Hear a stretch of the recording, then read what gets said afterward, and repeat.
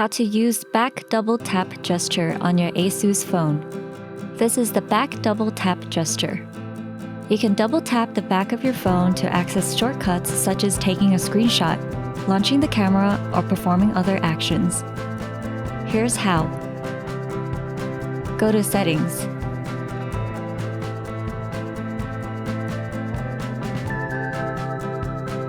Scroll down and tap Advanced.